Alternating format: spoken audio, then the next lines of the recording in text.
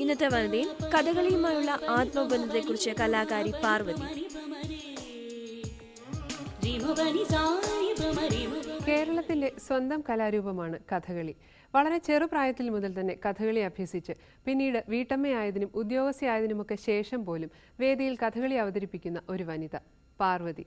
കഥകളിയുമായുള്ള തന്റെ ആത്മബന്ധത്തെക്കുറിച്ച് ഇന്ന് വനിതയോട് സംസാരിക്കുന്നു പാർവതി.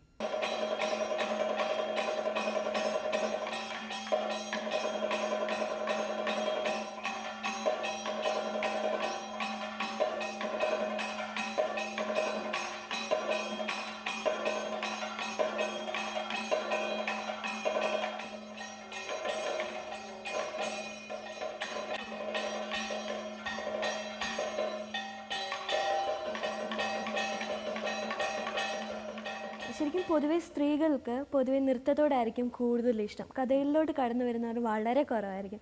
പക്ഷേ പാർവതി സെലക്ട് ചെയ്തത് വളരെ ഡിഫറെൻ്റ് ആയിട്ടൊരു മേഖലയാണ്.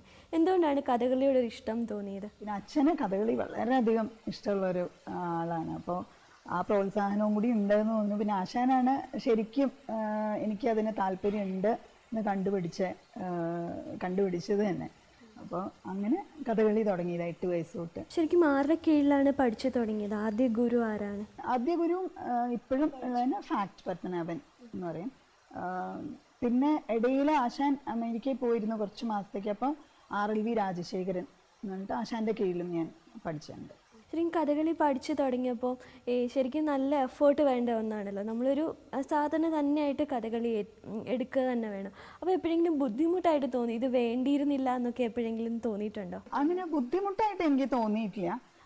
എനിക്ക് തോന്നുന്നു ആ ഒരു അത്രയ്ക്ക് വലിയ മെച്യൂരിറ്റി ഒന്നും നമുക്ക് ആ ഒരു പ്രായത്തിൽ അങ്ങനെ ഇതായിട്ടില്ല. പക്ഷെ ചെറിയൊരു കാര്യം പറയാനാണെങ്കിൽ ഒരിക്കൽ ഇങ്ങനെ കാല് മുറിഞ്ഞിട്ട് വയ്യാണ്ടിരുന്നപ്പോൾ ഈ RLV രാജശേഖരൻ ആശാനായിരുന്നു. ആശാനോട് ഞാൻ പറഞ്ഞു എൻ്റെ കാല് മുറിഞ്ഞിരിക്കുക, എനിക്ക് ചവിട്ടാൻ പറ്റില്ല, അത് ചവിട്ടിയാൽ നേരെ ആവുമെന്ന് കളിപ്പിച്ചു അന്നത്തെ ദിവസം. അപ്പം എനിക്ക് കുറച്ചൊരു വിഷമം സങ്കടം തോന്നി. ആ പ്രായമല്ലേ, നമുക്ക് കളിക്കാനും ഒക്കെ ഉള്ള ഒരു പ്രായമല്ലേ, അത്ര മാത്രമേ ഉള്ളൂ. അല്ലെങ്കിൽ എനിക്ക് ഒരിക്കലും തോന്നിയിട്ടില്ല ഒരു ബുദ്ധിമുട്ട്, ഇന്നും തോന്നിയിട്ടില്ല അങ്ങനെ അതിന് പോകണോണ്ടോ അല്ലെങ്കിൽ അത് ചെയ്യണോണ്ടോ അതിൻ്റെ സാധകം അതിനൊരു ബുദ്ധിമുട്ട് എനിക്ക് തോന്നിയിട്ടില്ല സത്യം പറഞ്ഞാൽ. ഇപ്പം വേഷങ്ങൾ തിരഞ്ഞെടുത്തപ്പോഴാണെങ്കിലും കൂടുതലും പുരുഷ വേഷങ്ങളാണ് തിരഞ്ഞെടുത്തത്. അതും നല്ല എഫേർട്ട് വേണ്ട ഒന്നാണ്. ശരിക്കും എന്തുകൊണ്ടാണ് അങ്ങനെ ഒരു സെലക്ഷൻ വന്നത്? അങ്ങനെ സെലക്ട് ചെയ്തത് പോയതൊന്നുമല്ല. ആദ്യം തുടങ്ങിയത് ഇങ്ങനെ പുരുഷ വേഷത്തിൽ തുടങ്ങി.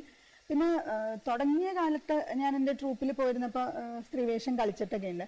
പക്ഷെ പിന്നെ എനിക്ക് തോന്നി എനിക്ക് സ്വയം നമുക്ക് തോന്നൂലോ ഏതാ, അങ്ങനെ തോന്നിയപ്പോൾ എനിക്ക് തോന്നി സ്ത്രീവേഷം എനിക്ക് ഒട്ടും പറ്റണ ഒരു കാര്യമല്ലാതെ എനിക്ക് തോന്നിയിട്ടുണ്ട്. പക്ഷെ ഇപ്പോഴും മോഹത്തിന് എപ്പോഴെങ്കിലും ഒന്ന് കളിക്കണം എന്നൊക്കെ തോന്നാറുണ്ട് സ്ത്രീവേഷം. പക്ഷെ കൂടുതലും പുരുഷവേഷം തന്നെയാണ് എനിക്ക് അതിനോടാ കൂടുതൽ താല്പര്യം എന്ന് തന്നെ വേണമെങ്കിൽ പറയാം. ഞാൻ ദുര്യോധനാണ് അങ്ങനെയൊന്നുമില്ല, പക്ഷെ ദുര്യോധനൻ ആണ് കൂടുതൽ കെട്ടിയിരിക്കുന്നത്. പിന്നെ ബലോദ്രര് കെട്ടിയിട്ടുണ്ട്. പിന്നെ കല്യാൺ സൗന്ദര്യ വിമനിപ്പോൾ കെട്ടാൻ പോണു. പിന്നെ വീരഭദ്രൻ ചുവന്നാടിയും കെട്ടാറുണ്ട് കൂട്ടത്തിൽ. അങ്ങനെ കുറേ ദക്ഷൻ അങ്ങനെ കുറേ പുരുഷവേഷങ്ങൾ കെട്ടിയിട്ടുണ്ട് ട്രൂപ്പിൽ. പിന്നെ കത്തിവേഷങ്ങളാണ് ഈ പറഞ്ഞ പോലെ രാവണനും ദുര്യോധനും.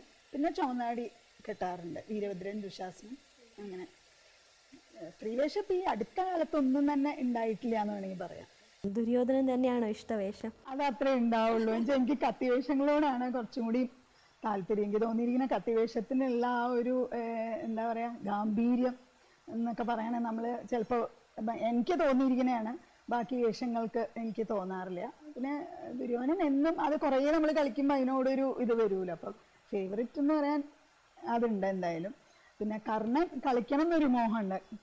എന്താ പറയുക, ആ ക്യാരക്ടറും എല്ലാം കൂടി ആലോചിക്കുമ്പോൾ അങ്ങനെ ഒരു മോഹമുണ്ട്. ദുര്യോധനൻ തന്നെയാണ് ഇഷ്ടം കളിക്കാനായിട്ട്.